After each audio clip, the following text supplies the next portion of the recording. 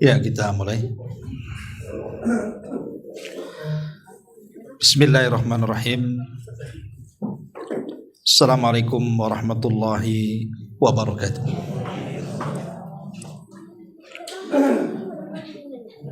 Bihamdillahi wassalatu wassalamu ala rasulillah wa ala alihi wa sahbihi wa mawalah wa la hawla wa la quwata illa billahi wa ba'du. Alhamdulillah, segala puja dan puji hanya milik Allah Jalla fi'ula. Salawat dan juga salam kita hadiahkan kepada Rasul kita Nabi besar Muhammad sallallahu alaihi wa ala alihi wasallam. Pembahasan di siang hari ini kita akan membahas tentang 10 perkara yang sangat dianjurkan untuk dirutinkan dan 10 perkara yang sebaiknya jangan dibiasakan.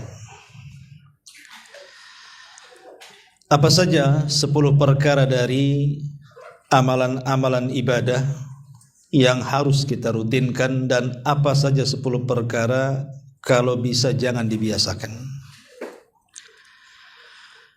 Kita akan membahas poin pertama dulu tanpa muqaddimah karena pembahasannya cukup panjang. Yang pertama adalah az-zikr, berzikir kepada Allah Subhanahu wa ta'ala. Dan itu disyaratkan dalam surah Al-Ahzab ayat 41-42. Ya ayyuhalladzina amanu dzkurullaha dzikran katsira wasabbihuhu bukratan wa asila. Wahai orang-orang yang beriman, berzikirlah kepada Allah dengan zikir yang banyak, dan bertasbihlah untuknya pagi dan petang. Di sini Allah Subhanahu wa taala mengatakan udzkurullaha dzikran katsira. Berzikirlah kepada Allah Subhanahu wa taala dengan zikir yang banyak. Artinya amalan zikir itu adalah amalan yang sangat dianjurkan untuk terus-menerus kita lakukan. Makanya Abdullah ibn Bushr radhiyallahu an, dia menceritakan bahwa ada seorang laki-laki datang menemui Rasul dan mengatakan, "Ya Rasulullah, inna syara'i al-Islam qad kathurat alayya, fa akhbirni bi syai'in atashabbathu bihi." Rasul, syariat-syariat Islam ini sudah banyak membebani diriku, maka habarkan kepadaku sesuatu yang mudah kukerjakan tapi bisa istiqomah dalam perbuatan. Maka Nabi SAW mengatakan, la yazalu lisanuka ratban min dzikrillah. Maka Rasul mengatakan, hendaklah senantiasa lisanmu itu basah dengan zikir kepada Allah Subhanahu wa taala. Dari sini bahwa zikir adalah amalan yang sangat dianjurkan untuk dirutinkan.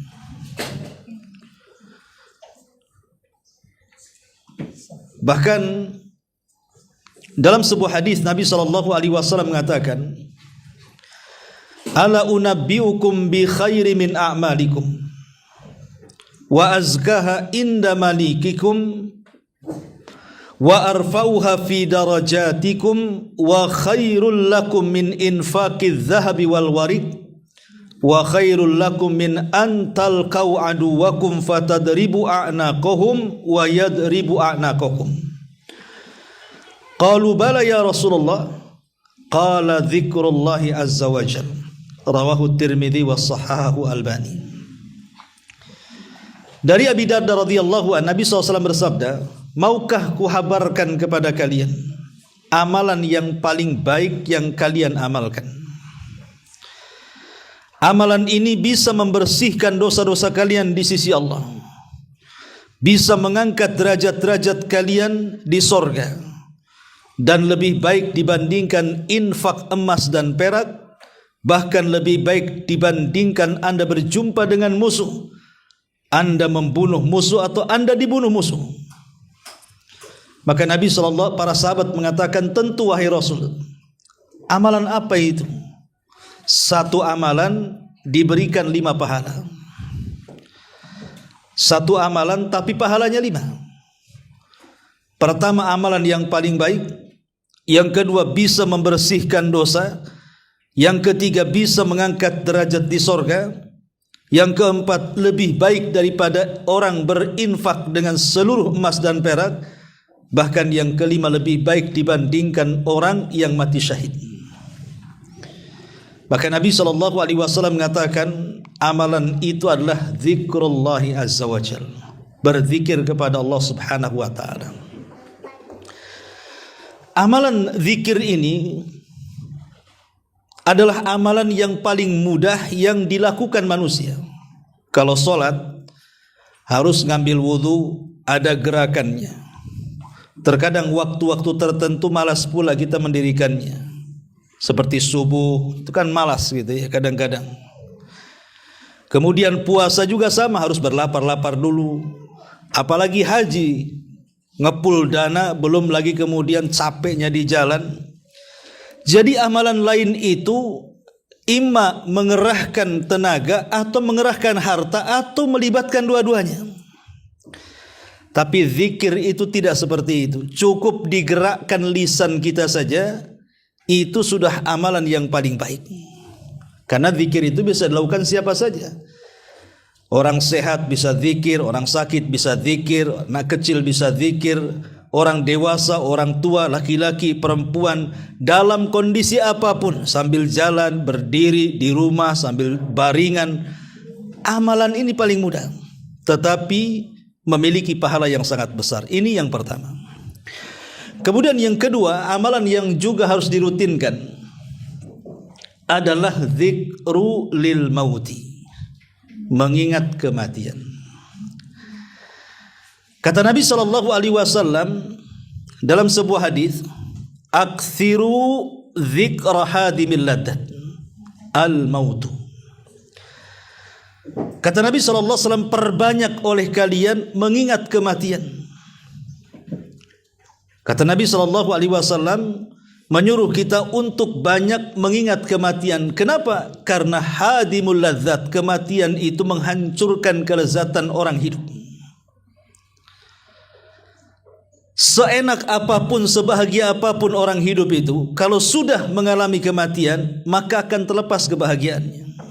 Rumah yang dibangun sak megah-megahnya pun tidak mungkin dihuni lagi.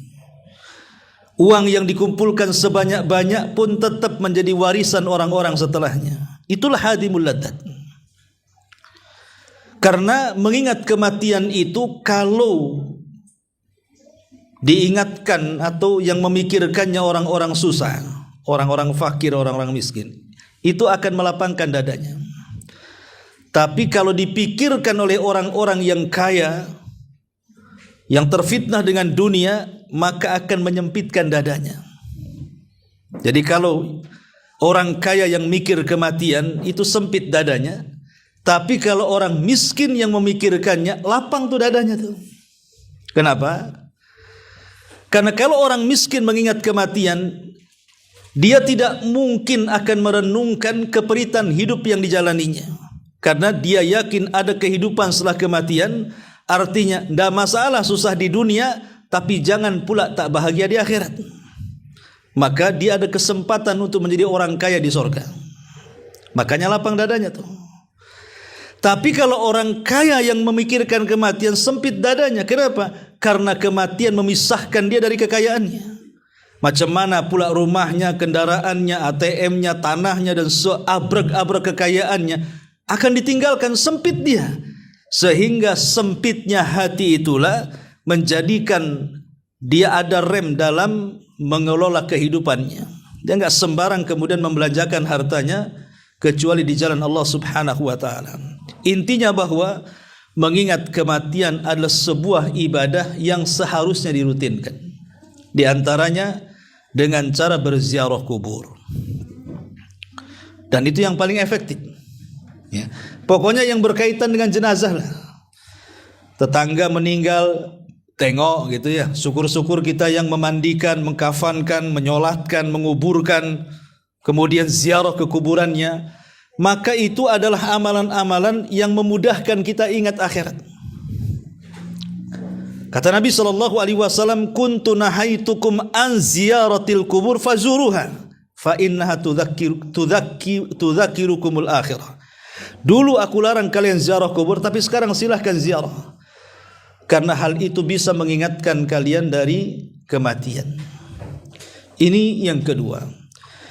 Kemudian yang ketiga, salat sunnah. Amalan yang sangat dianjurkan untuk dirutinkan adalah salat sunnah. Karena Allah Subhanahu wa taala berfirman dalam hadis qudsi, di mana Allah Subhanahu wa taala berfirman, "Wa ma yazalu 'abdi yataqarrabu bin nawafil hatta uhibbahu." Maka siapapun dari hamba-hambaku, kata Allah, yang senantiasa merutinkan ibadah-ibadah nafilah, maksudnya salat-salat sunnah, puasa-puasa sunnah, sedekah-sedekah sunnah, pokoknya yang sunnah, terutama salat-salat sunnah lah. Maka semakin kita rutinkan tuh ibadah-ibadah itu, puasa salat-salat sunnah selain daripada yang wajib, kemudian kita tambah dengan yang sunnah, maka kecintaan Allah akan melipat ganda. Allah sudah senang dengan hambanya yang melaksanakan kewajiban, tetapi Allah lebih senang lagi kalau seandainya kewajiban itu ditambah dengan yang sunnah. Kenapa demikian? Karena fungsi menjalankan yang sunnah itu untuk menyempurnakan yang wajib. Berapa banyak ketika kita ini melaksanakan sholat wajib, banyak kekurangan. Mungkin tidak tumakninah, mungkin tidak khusyuk gerakannya, tidak khusyuk pula sujud, ruku, dan begitu seterusnya. Atau ada hal-hal yang lain yang membuat kurang dalam sholat. Maka itu bisa disempurnakan pahalanya dengan banyak mengerjakan nawafil. Maksudnya yang sunnah-sunnah.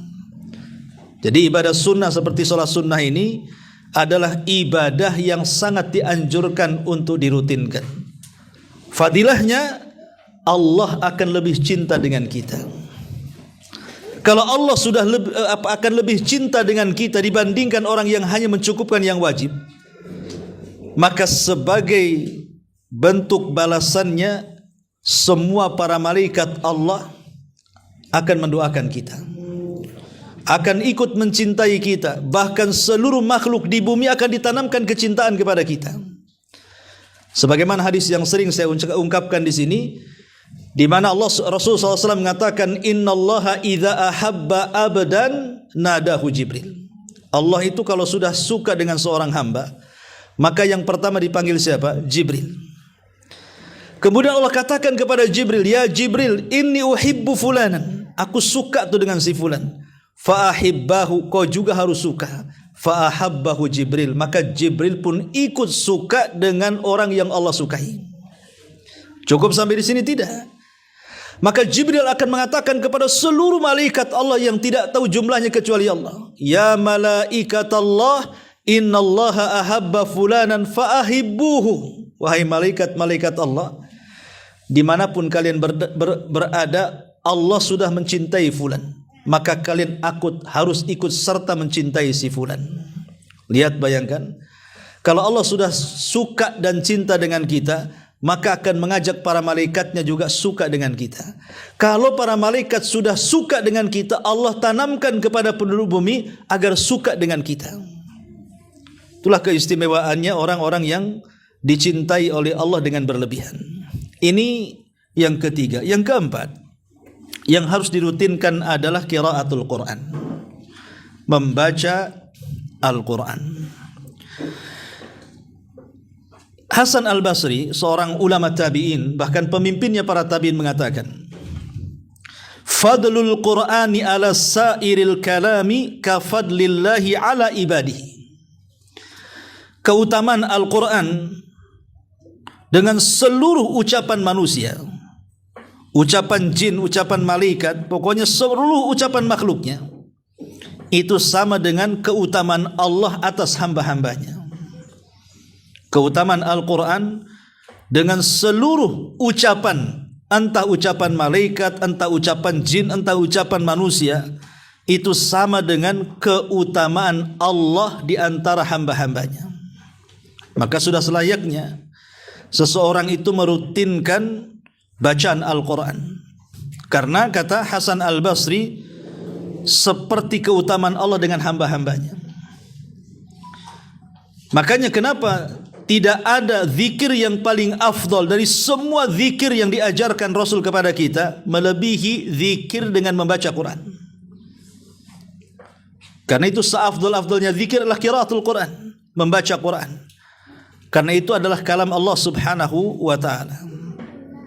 Khabbab ibn Arad radhiyallahu an, dia mengatakan begini, taqarrab ilallah mastata'ta, mendekatlah kau kepada Allah semampu kamu. Fa innaka lan tataqarraba ilaihi bi syai'in ahabba ilaihi min kalamihi. Karena sesungguhnya engkau tidak mungkin mampu mendekat kepada Allah dengan sesuatu apapun yang lebih dicintai oleh Allah Subhanahu wa taala melebihi mendekatkan diri dengan kalam-kalamnya. Maksudnya dengan bacaan-bacaan Qur'annya. Seolah-olah kata Khabbab bin Arad, kalau kita betul-betul ingin mendekatkan diri sedekat-dekatnya kepada Allah, bacalah Qur'an. Seolah-olah beliau mengatakan seperti itu. Makanya kemudian Rasul sampai menjanjikan orang-orang yang suka membaca Quran bahwa Al-Quran itu akan menjadi pembela dia pada hari kiamat sebagai bentuk syafaat bagi para pembacanya. Iqra'ul Quran fa innahu ya'ti yaumal qiyamah syafi'an li ashabi. Ini yang keempat. Kemudian yang kelima, ringkas saja, bersedekah. Sedekah adalah amalan yang sangat dianjurkan untuk dirutinkan. Sampai-sampai Allah Subhanahu wa taala mengutus 2 malaikat setiap pagi mendoakan orang-orang yang bersedekah. Jadi malaikat ini setiap pagi mengatakan, ya Allah, siapapun yang bersedekah maka ganti harta mereka. Wa ma anfaqtum min syai'in fahuwa yukhlifu. Dan ingat, apapun yang kita infakkan di jalan Allah pasti Allah akan ganti. Karena Rasul mengatakan ma naqasa min mali sadaqah, tidak mungkin berkurang harta yang disedekahkan. Ketika Allah Subhanahu wa taala mengutus malaikat setiap pagi berdoa bagi orang-orang yang ahli sedekah, menunjukkan sedekah itu amalan yang sangat dianjurkan dirutinkan supaya setiap hari kita mendapatkan doa para malaikat. Ini yang kelima. Kemudian yang keenam, at-tabassum, suka tersenyum. Ya. Disebutkan dalam hadis Abi Dzar Al-Ghifari radhiyallahu anhu, Rasul mengatakan, tabassumuka fi akhika sadaqah. Senyum kamu kepada saudaramu adalah sedekah. Bahkan Nabi SAW dikisahkan oleh Anas bin Malik radhiyallahu an, Nabi itu adalah orang yang suka tersenyum. Rasul itu bermuka masam itu cuma sekali. Ya, Rasul itu bermuka masam seumur hidup itu cuma 1 kali. Kapan itu? Saat dia berdakwah di depan orang-orang Quraisy. Jadi dia berdakwah di depan orang-orang Quraisy dengan harapan kalau seandainya para pemimpinnya masuk Islam, maka akan membawa anak buahnya, kabilahnya masuk Islam. Itu harapan Rasul. Memang baik niat Nabi. Cuman masalahnya, di tengah-tengah dia sedang memberikan ceramah di hadapan para pembesar Quraisy, datang pula orang buta. Orang buta datang menemui Rasul mengganggu dakwah Nabi. Ya nggak bisa disalahkan juga, Abdullah ibn Maktum kan buta. Dia tidak tahu Rasul sedang berceramah sama siapa. Yang jelas Ibnu Maktum datang ingin masuk Islam dan tertarik dengan Islam. Maka Nabi SAW ketika dia sedang berceramah di hadapan para pembesar Quraisy, tiba-tiba Ibnu Maktum datang dan memanggil-manggil dia. Kemudian Nabi SAW melirik dia dan langsung memalingkan wajahnya. Ketika itulah Rasul bermuka masam, seolah-olah, kenapa engkau datang? Ini saya lagi sibuk-sibuknya, kenapa kau datang? Bermuka masam. Kata para ulama, itulah Rasul seumur-umur bermuka masam tuh. Hanya 1 kali dalam kasus Abdullah ibn Ummi Maktum, dan dari situ turun ayat abasa wa tawalla an ja'ahul a'ma. Surah Abasa turun. Itulah kehebatan Rasul, setiap hari seumur hidupnya tersenyum hanya sekali bermuka masam. Kita seumur hidupnya bermuka masam, satu kali pula senyum. Itu pun karena ada niatnya, ada udang di balik batu, senyum ngapain nih, pinjam uang nampaknya nih. Ya. Jadi ini juga yang ketujuh, at-tabassum. Kemudian juga yang sangat dianjurkan untuk dirutinkan adalah as-saum, berpuasa. Makanya kenapa puasa itu, maksudnya selain puasa wajib ya, sampai aturannya itu macam-macam. Ada yang sifatnya bulanan, ada yang sifatnya pekanan, ada yang sifatnya tahunan. Itu menunjukkan apa? Sangat dianjurkan untuk dirutinkan. Ada yang sifatnya bulanan, ayyamul bid, 3 hari ya. Kalau kita sanggup melebihi 3 hari, ada yang disebut dengan pekanan, 8 hari, Senin Kamis, sebulan 8 kali ya. Oh, sanggup saya lebih daripada 8 kali Ustaz. Ada yang sifatnya 1 hari puasa, 1 hari tidak, harian, sebanyak 15 kali dalam 1 bulan itu. Jadi 3 hari ayyamul bid, 8 hari Senin Kamis, 15 hari puasa Daud. Tapi ada juga yang tahunan. Nah, seperti nanti bulan Dzulhijjah bagi yang tidak wukuf ada namanya puasa Arafah. Nanti di bulan Muharram juga ada namanya Asyura, Tasu'a lagi. Dan begitu seterusnya. Ada puasa mutlak di bulan Sya'ban, ada puasa Syawal 6 hari. Itu menunjukkan kenapa kemudian puasa ini sampai Nabi SAW kemudian membuat kapling-kapling, ada yang harian, ada yang pekanan, ada yang bulanan, ada yang tahunan. Ada isyarat di sini bahwa puasa sunnah itu amalan yang sangat dianjurkan untuk dirutinkan. Ini juga luar biasa. Adapun keistimewaan puasa sering saya jelaskan. Kemudian juga amalan yang selanjutnya yang nomor 8 adalah memperbanyak salawat kepada Nabi. Ini amalan yang sangat dianjurkan untuk dirutinkan. Karena ada sebuah hadis ini dari Ubay bin Ka'ab radhiyallahu an. Jadi Ubay bin Ka'ab ini mengatakan, ketika satu hari Nabi SAW apabila telah berlalu 2/3 malam, jadi beliau bangun, kemudian beliau mengatakan, ayyuhan nas, udzukurullaha ja'atir rajifatu tatbauha radhifah. Kata Nabi SAW apabila berlalu 1/3 malam akhir, maka Rasul mengatakan, berzikirlah kalian kepada Allah, berzikirlah kalian kepada Allah. Kemudian Rasul mengatakan, pasti datang tiupan pertama yang akan diikuti tiupan kedua. Maksudnya apa? Ja'al mautu, maksudnya kematian, bima fihi, dengan peristiwa-peristiwa yang terkait dengan kematian. Sampai kemudian di akhir-akhir hadis, Ubay bin Ka'ab radhiyallahu anhu mengatakan, ya Rasulullah, inni aktsaru salata alaika, fakam aj'alu laka min salati. Rasul, saya ingin memperbanyak salawat untukmu. Berapa banyak saya harus bersalawat pada setiap doaku? Maka Nabi SAW mengatakan, masyita, terserah engkau lah.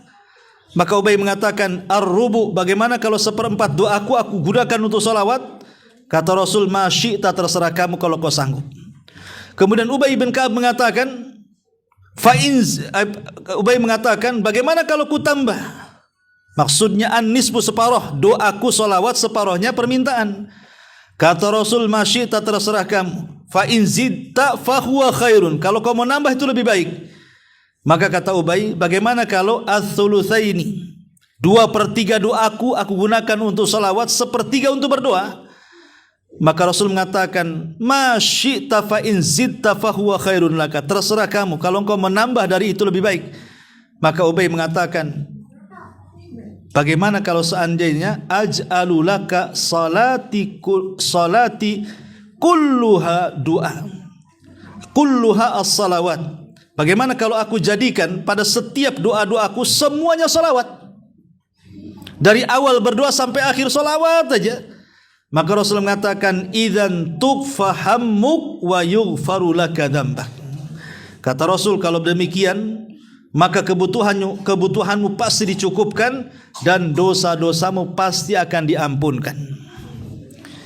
Lihat bagaimana di sini jawaban Nabi kepada siapa? Ubay ibn Ka'ab. Ubay ibn Ka'ab mengatakan, Rasul, bagaimana kalau sepertiga doaku untuk salawat? Kata Rasul, terserah kamu, kalau kau tambah lebih baik. Kemudian mengatakan, bagaimana kalau separuh? Itu kalau kau tambah lebih baik. Bagaimana kalau 2/3? Kalau kau tambah lebih baik. Bagaimana kalau seluruhnya? Maka jauh lebih baik lagi. Kalimat ini adalah anjuran-anjuran untuk memperbanyak salawat. Apalagi Nabi SAW mengatakan, man shalla alayya salatan wahidatan sallallahu alaihi biha asyran. Barang siapa yang bersalawat 1 kali atasku, maka Allah akan bersalawat untuknya 10 kali. Dan makna salawat sudah saya jelaskan. Artinya kita mengatakan, ketika kita katakan Allahumma salli ala Muhammad, artinya ya Allah, pujilah nabiku Muhammad di atas makhlukmu yang ada di langit sana. Pujilah nabiku Muhammad di depan Jibril, di depan Mikail, di depan Israfil, di semua malaikat yang di langit. Maka kalau kita 1 kali saja meminta permintaan seperti itu, ya Allah, pujilah nabiku di hadapan makhlukmu yang ada di langit, maka sebagai imbalannya Allah akan memuji kita 10 kali di hadapan makhluknya yang ada di langit. Nama kita disebut depan Jibril, Mikail, Israfil, malaikat pembawa aras, dan semua malaikat yang menempati langit-langit mulai dari langit pertama sampai langit ke-7. Semua mendengar nama kita. Jadi seolah-olah kita menjadi selebritis langit, ya, kalau orang yang banyak bersalawat itu. Nah, ini juga diantara kemudian yang terakhir, menuntut ilmu. Nomor 9 ya, menuntut ilmu. Thalabul ilmi harus dirutinkan. Ingat, thalabul ilmi harus dirutinkan. Karena Imam Ahmad mengatakan hajatnya kita kepada ilmu itu seperti ka'adadil anfas, seperti jumlah nafas yang kita keluarkan dari badan kita. Jadi hajatnya kita kepada ilmu itu melebihi jumlahnya nafas yang kita keluarkan. Kalau kita makan sehari 3 kali selesai. Kalau 5 kali udah kekenyangan tuh, ya. Tapi ilmu pengetahuan agama itu dihajatkan setiap detik, menit, waktu, jam, hari, bulan, tahun, dan begitu seterusnya. Karena sehari-hari kita itu butuh ilmu. Masuk kamar mandi saja ada ilmunya, keluar kamar mandi ada ilmunya. Orang mau tidur ada ilmunya, orang mimpi buruk ada ilmunya, bangun dari tidur ada ilmunya, mau makan ada ilmunya, selesai makan ada ilmunya, keluar rumah ada ilmunya, masuk pasar ada ilmunya. Jadi kalau kita tidak merutinkan untuk talabul ilmi, maka kita tidak mungkin membedakan mana yang hak, mana yang batil, mana yang baik, mana yang tidak. Karena ilmu itu pemisah antara hak dan yang batil, antara yang ikhlas dengan yang tidak, antara yang ria dengan yang ikhlas, dan begitu seterusnya. Dan yang terakhir tentu adalah doa. Yang harus dirutinkan adalah berdoa kepada Allah Subhanahu wa taala. Inilah 10 perkara yang disebutkan, yang disunnahkan atau dianjurkan sekali untuk dirutinkan. Sekarang kebalikannya. 10 perkara jangan dibiasakan, jangan dirutinkan. Bila perlu berusaha untuk ditinggalkan. Yang pertama, la tuksir adh-dhahika. Jangan memperbanyak tertawa. Al-Imam Al-Ghazali rahimahullahu taala sampai mengatakan dalam kitabnya Ihya Ulumuddin, kasratul dhahik tumitul qalba. Banyak tertawa itu bisa mematikan hati. Banyak tertawa itu bisa membuat hati kita mati. Yang kemudian pengaruhnya adh-dhahik yadullu 'alal ghaflati 'anil akhirah. Kata beliau, karena banyaknya tertawa itu menunjukkan lalainya kita dari akhirat. Berarti dia tidak pernah ingat akhirat tuh. Sebab kalau seandainya orang ingat akhirat, ingat ada alam barzah, ingat ada alam mahsyar, ingat ada neraka dan sorga, tentu dia tidak akan banyak tertawa. Boleh jadi dia akan banyak menangis. Sebagaimana Nabi SAW mengatakan, "Lau ta'lamuna ma a'lamu la dhahiktum qalilan wa la bakaitum katsira." kalau kalian tahu apa yang ku tahu, pasti kalian akan banyak menangis dan sedikit tertawa. Karena saking ngerinya ketika Rasul diperlihatkan azab kubur dalam peristiwa Isra Mi'raj itu. Karena banyaknya tertawa itu bisa mematikan hati. Orang dulu kalau tertawa sendiri itu biasanya disebut orang gila. Kalau ada pinggir jalan gitu kan, ketawa gila tuh biasanya. Nggak pakai baju biasanya. Kalau sekarang hampir semua orang tertawa sendiri kan Bu ya. Hampir semua orang tertawa sendiri. Nengok TikTok, nengok shot, nengok apa kan di situ kan. Naudzubillah coba. Dan dia bisa ketawa kakak dari pagi sampai malam tuh. Nggak berhenti. Ya. Coba sekarang ini justru orang gila yang tidak tertawa, orang waras menggantikannya. Jadi tidak bisa dibedakan mana gila mana waras kalau sekarang ini. Nah ini kan bahaya ya. Nah itulah makanya banyak tertawa itu jangan dirutin. Ya tertawa itu bagus. Untuk kesehatan pun bagus ketawa itu. Tetapi jangan sepanjang waktu tertawa. Ini yang pertama. Kemudian yang kedua, la tukthir al-halifa fil bai'. Jangan suka memperbanyak sumpah dalam jual beli. Rasul mengatakan khairul makan masajiduha wa aswaul makan aswakuha. Kata Rasul sebaik-baik tempat tuh masjid-masjidnya dan seburuk-buruk tempat tuh pasar-pasarnya. Jadi pasar itu tempat yang paling buruk. Tapi syaitan pintar sekarang kan membisikkan kepada syaitan al-ins dengan alasan macam-macam. Sekarang disulap gitu ya. Pasar yang tadinya dulu kumuh, malas ke pasar, sekarang orang pengen ke pasar semua karena sudah berubah jadi mall, jadi macam-macam. Bahkan orang masuk mall itu tidak belanja, ngadem. Bahkan kalau sudah masuk kamar WC-nya kan lebih baik daripada WC di rumah, nggak keluar-keluar tuh.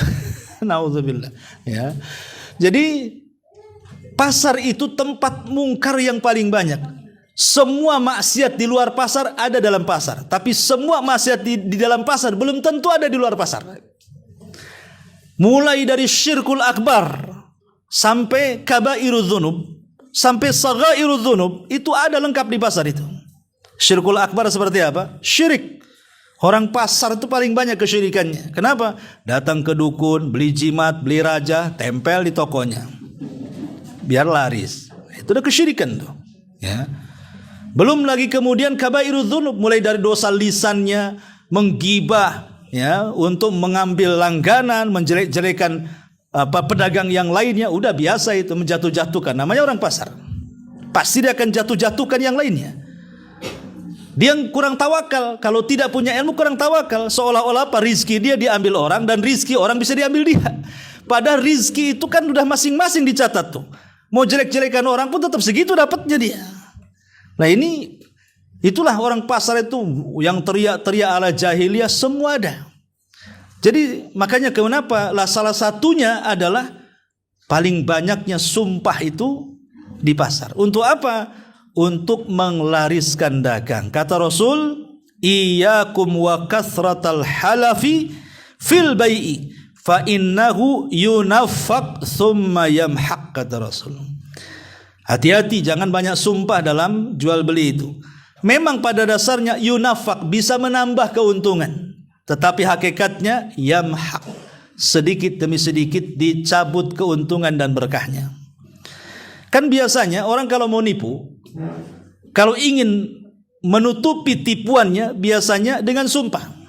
Alasannya apa? Supaya dapat keuntungan. Ya zahirnya ada keuntungan memang. Oh dari sana enggak sekian kok kamu tawar sekian.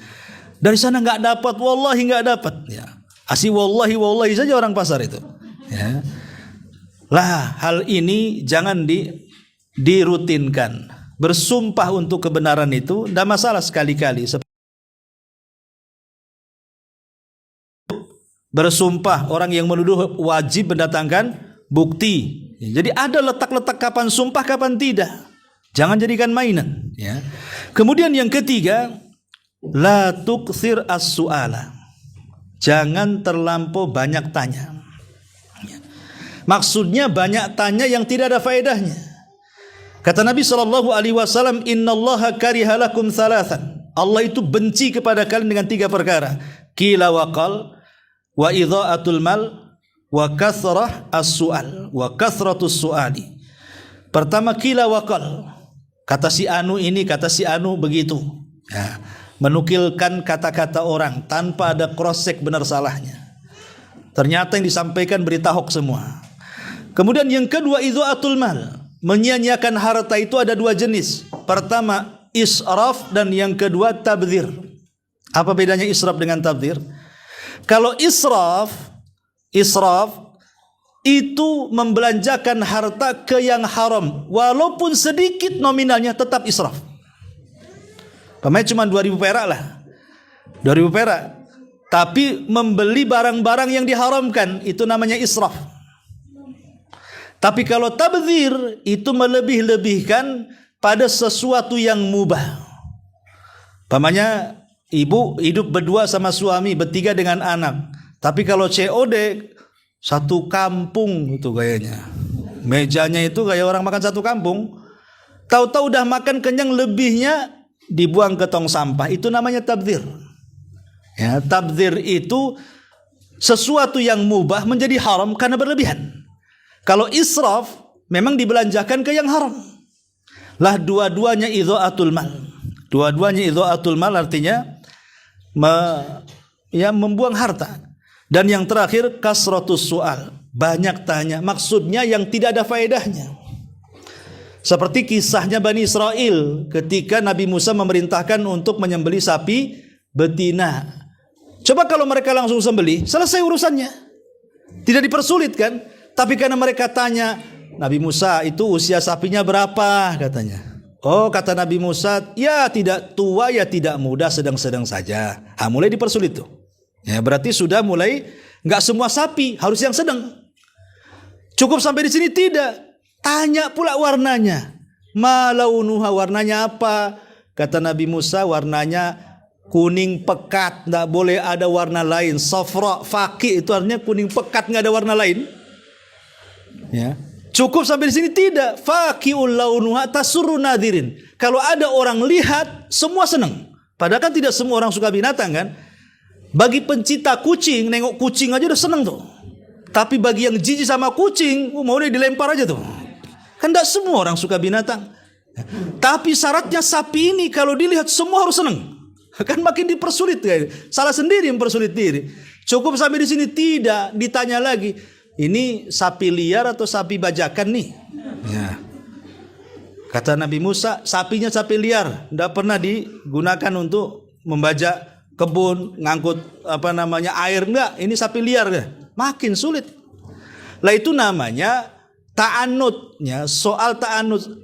Bertanya bukan memudahkan, tapi bertanya justru memberatkan. Orang bertanya kan supaya dapat solusi. Ini bertanya makin hilang solusinya. Itu ta'anut namanya. Maka pertanyaan-pertanyaan yang memberatkan itu atau yang tidak ada faedahnya diharamkan dalam Islam. Maka jangan banyak tanya kalau pertanyaan tidak ada faedahnya. Ustaz mau tanya, ada nggak laki-laki yang haid? Ngapain ditanyakan? Satu dunia tahu laki-laki nggak haid. Ya. Nah ini kan soalan-soalan yang nggak masuk di akal, ngapain ditanyakan? Itu kan nggak ada faedahnya. Semua orang tahu. Sesuatu yang jelas kalau diperjelas makin kabur jadinya. Lah hal-hal yang seperti ini jangan dibiasakan. Kalau mau tanya-tanya yang baik. Ini yang ketiga, yang keempat. Di antara hal-hal yang tidak boleh dibayar. La tuksir ilqa'al mawaid. Jangan memperbanyak memberikan nasihat. Pamannya ibu ini mau nasihati orang tuanya, mau nasihati saudaranya, mau nasihati ponakan, sepupu, paman, kerabat atau tetangga. Jangan dinasihati setiap semenit sekali. Ya. Nanti datang udah ditandai bu. Si anu paling mau khotbah nih, langsung lah gorden ditutup, kunci dari dalam kan. Ya. Orang kalau kebanyakan ngasih nasihat, setiap menit, setiap jam, setiap hari datang, kata Abdullah ibn Mas'ud radhiyallahu an, qulubul insan iqbalun wa idbarun. Namanya hati manusia itu kadang menerima, kadang menolak. Ada waktu-waktunya senang menerima nasihat, ada waktu-waktunya malas menolak nasihat. Maka kata beliau, carilah di waktu senang, hindari di waktu susah. Terkadang kita nasihatnya bagus, tapi jiwanya belum terima, entah dia ada masalah dengan keluarganya, cekcok dengan istrinya, dengan suaminya, dengan anaknya. Ketika dinasihati, kita jadi sasarannya. Nah, itu masalahnya. Jangan terlampau sering memberikan nasihat, tapi jarang-jarangkan, lihat-lihat posisi, lihat-lihat kondisi dan tempat. Kemudian yang nomor 5, ya. La tuksir al-kalam inda tawaf bil Ka'bah. Jangan memperbanyak ngobrol saat tawaf di Ka'bah. Karena di situ bukan waktunya ngobrol, waktunya zikir, berdoa, baca Quran. Bukan waktu ngobrol. Kalau habis ngobrol di sana, karena dulu, tidak salah kisahnya Sa'id bin Musayyib rahimahullahu taala, ketika ada salah seorang muridnya hendak meminang putrinya, tapi dipinang saat tawaf. Maka Sa'id bin Musayyib diam, tidak bicara sampai selesai. Baru selesai keluar dari tawaf, keluar dari areal tawaf gitu, baru ditanya, tadi kamu mau hajat apa? Jadi dia pura-pura tidak tahu. Karena tahu bahwa di situ itu tempat zikir, doa dan baca Quran, bukan tempat yang ngobrol dan begitu seterusnya. Kemudian yang nomor 6, la tuksir al-khuruj minal baiti lailan. Jangan sering keluar malam. Ya, keluar malam sekali-kali bolehlah. Tapi kalau diseringkan keluar malam itu membahayakan. Kenapa? Karena Allah Subhanahu wa taala memerintahkan kita berlindung dari malam seperti memerintahkan kita berlindung dari setan. Jadi Allah memerintahkan kita berlindung dari keburukan malam hari persis seperti Allah perintahkan kita berlindung dari setan. Qul a'udzu birabbil falaq min syarri ma khalaq wa min syarri ghasiqin idza waqab. Ghasiq itu artinya malam, waqab ketika menutup. Kenapa demikian? Karena kejahatan di malam hari itu meningkat, terutama kekuatan setan itu meningkat. Makanya lihat, maksiat itu kebanyakan di malam hari. Ada orang di siang hari nggak ada niat maksiat, kalau sudah datang di malam hari keluar tuh keinginan maksiatnya itu. Itu was-was setan tuh. Makanya lihat kok tempat diskotik, peredaran narkoba, miras, perzinahan, dan tempat-tempat maksiat itu semua buka di malam hari. Mau setan manusia, mau setan jin itu semua keluar di malam hari. Mau nyihir orang yang di malam hari. Ya, makanya Nabi Musa pintar cerdik ketika beradu dengan tukang sihir Fir'aun. Nabi Musa tidak mau di malam hari, maunya di waktu duha. Karena kekuatan setan itu melemah di waktu duha dan menguat di waktu malam. Nah, dari situ jangan sering-sering keluar malam hari. Belum lagi kemudian hewan-hewan buas, hewan yang berbisa, kan banyak orang-orang yang mancing malam-malam ke patok ular mati itu. Bukan dapat ikan, nyerahkan nyawa kan itu. Kemudian yang nomor 8. Nomor 7, mau selesai aja. La tuksir al-hadits bi kulli ma sami. Jangan suka memperbanyak cerita dari habar-habar yang asal dengar. Kata Nabi SAW, kafa bil mar'i ithman an yuhadditha bikulli ma sami. Rawah Muslim. Cukuplah orang itu dikatakan pendusta kalau dia ngomong setiap yang didengar. Setiap yang didengar maka dia omongkan.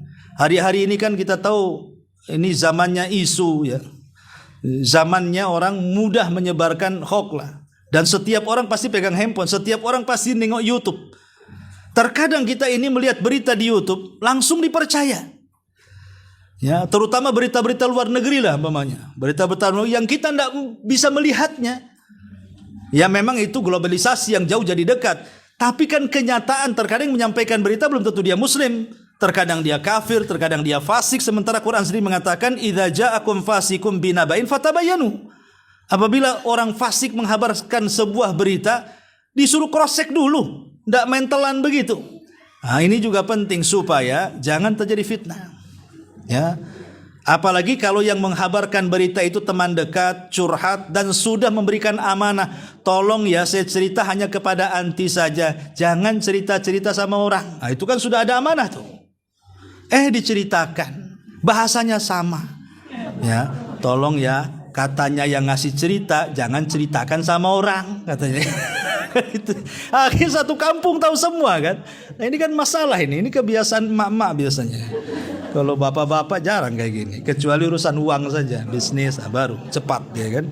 Ini juga yang ketujuh. Yang kedelapan, la tukthir min ziyaratis sadiqi.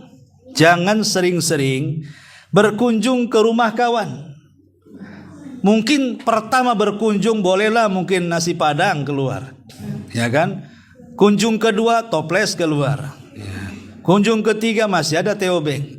Kunjung keempat obengnya aja tehnya nggak ada tuh. Suruh pergi. Gimana orang bosan nasi muka dia aja, ini orang muka tembok nih kayaknya, nggak malu sih datang aja. Jadi kata Nabi SAW, zur ghibban tazdad hubban. Berziarahlah jarang-jarang karena itu bisa menumbuhkan kecintaan.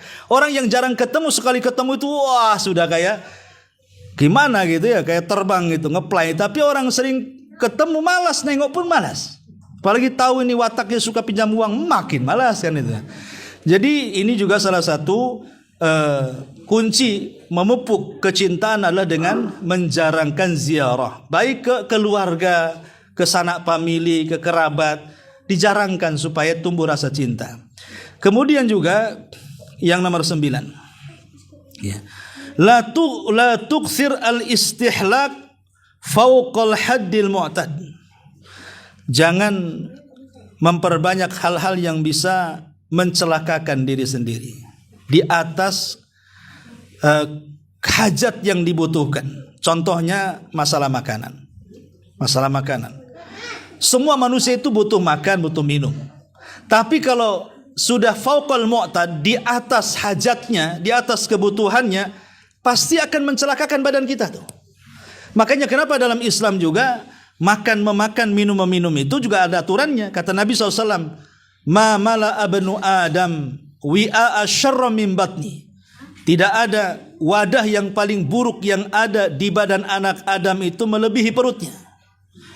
Kemudian Rasul mengatakan, wa in kana walabud, kalau memang harus kita ini makan banyak, mungkin makanan yang kita akan makan ini memang favoritnya, kesukaan dia, hobi dia, ya. Kalau memang harus gitu makan banyak kan itu hobinya, maka sisakan sepertiga perutnya untuk makan, kata Rasul, sisakan sepertiga perutnya untuk minum, dan sisakan sepertiga perutnya untuk bernafas.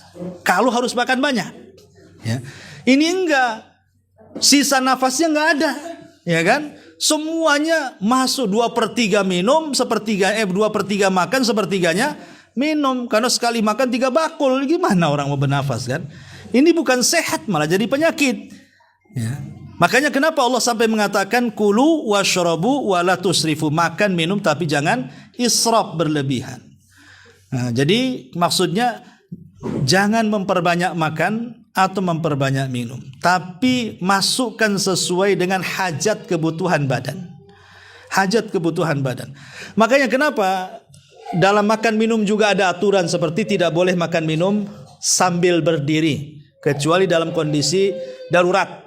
Tidak bisa duduk, terpaksalah minum sambil berdiri atau makan sambil berdiri. Tapi dalam kondisi tidak darurat, maka makan minum dengan duduk itu lebih baik dan pasti ada kesehatannya, ya. Dan ini yang nomor 9. Kemudian yang terakhir yang terakhir adalah la tukthir an-nauma wal kalam. Jangan memperbanyak bicara dan tidur. Banyak bicara tentu banyak keplesetnya. Kalau banyak plesetnya banyak dosanya. Kalau banyak dosanya pasti neraka tempatnya. Banyak tidur juga sama, melufutkan semua amal soleh. Bayangkan kalau kita tidur habis subuh, bangun asar, ya kan? Yang harusnya itu mungkin ketika kita terjaga kita bisa zikir, kita bisa baca Quran, kita bisa mengajak orang dari yang mungkar kepada yang ma'ruf. Banyak yang harus kita kerjakan saat terjaga. Tapi kalau orang tidur, apa yang dikerjakan? Ya tidur aja lah, nggak sadar dia. Jadi akan meluputkan banyak waktu. Banyak waktu akan luput.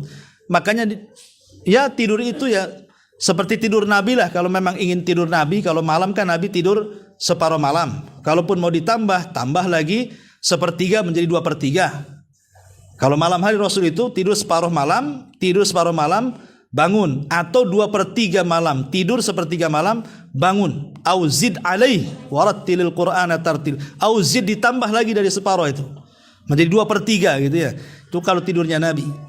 Ya, dan ingat bahwa banyak tidur itu bisa mematikan hati, kemudian menghilangkan sesuatu yang berharga dalam hidupnya, dan lebih daripada itu dikhawatirkan dia tidak bangun lagi. Terlalu banyak orang yang tidur tidak sempat bertobat, kemudian mati sebelum bertobat kepada Allah Azza wa Jalla. Dan bisa ditambah juga la tuksir al-ghadaba, jangan diperturutkan mudah emosi, mudah marah ya. Karena ada orang yang perkara kecil saja jadi emosi, jadi marah. Sederhanakan masalah ya, karena orang marah itu kaca saja nggak nerima wajah kita tuh. Nengok saja udah kayak setan kan gitu ya. Orang marah itu wajahnya yang cantik jadi jelek, lisannya yang lembut jadi jahat gitu ya. Akan banyak madarat. Makanya Rasul ketika ada seorang sahabat minta wasiat, Rasul berulang-ulang mengatakan la taghdab, la taghdab, faraddada miraran, la taghdab. Wallahu alam. Ini diantara 10 perkara yang hendaklah dirutinkan dan 10 perkara hendaklah jangan dibiasakan. Enggak ada. Subhanallah bihamdika, asyhadu an la ilaha illa anta, astaghfiruka wa atubu ilaik.